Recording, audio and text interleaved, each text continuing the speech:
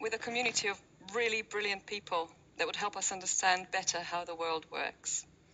It started me on a journey that has been incredibly rewarding, but also really surprising. Some things that happened I would have never have imagined. What you see behind me is the edition of Wired magazine that was curated by President Barack Obama. And our community, and the champion of our community, featured under Future Technology Frontiers. And I never imagined that Joy Ito of the MIT Media Lab would send a team over to work with us and make a documentary about it. And I most certainly wouldn't imagine that I would be standing here at the moment representing women innovators as the current European Woman Innovator of the Year, because I just think of myself as an enabler. I just enable a community of around 5,000 or so innovators to push the boundaries of what innovation can be. And what we have discovered is that we can radically change the way that innovation is managed. We have managed to bolt on disruptive innovation safely on top of current industry capabilities. Now, innovation is a funny thing. In 1950, the Sainsbury family opened the first self-service supermarket in Croydon in London. And this idea was such a novel thing for the people of Croydon that the company had to issue a statement that said something on the lines of, no, really, it's okay. You can take the goods from the shelves yourselves and nobody will think you are stealing. Of course, if you had asked any group of consumers at that time, should we turn a warehouse into a store, they would have said, no, we want service. If in 2005 you had asked anyone, should we remove all of the buttons of a mobile phone, they would have said, no, that'd be awful.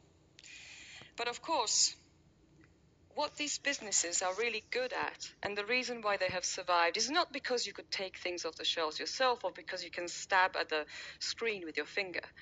It's because they have allowed a huge amount of other products and services to be part of their idea. They became enablers.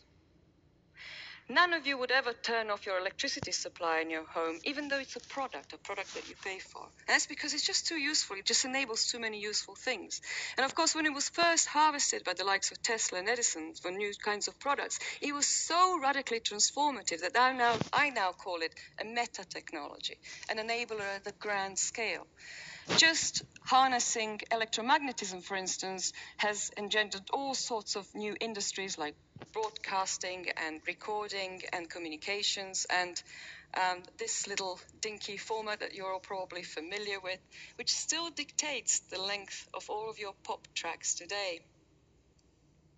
Now, it also, of course, enabled the internet, and the internet is another hugely enabling platform, and of course it allows you to develop all sorts of ideas, mainly on screen these days, but that's just a transitional phase and we'll come back to that later. But the thing is that the more your technology is an enabler for other people's innovations, the less likely it is to become obsolete. So, for instance, electricity today, in today's terminology, could be considered a platform. And there's never been a better time to allow other people to build on top of your ideas. We've gone from being consumers to users to adopters, testers of new technologies to being content creators.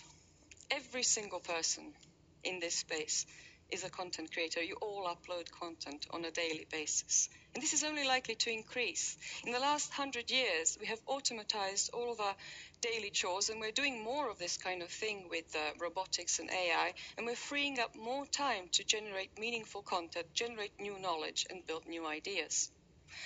People who build their ideas on top of yours have it in their interest that your product survives.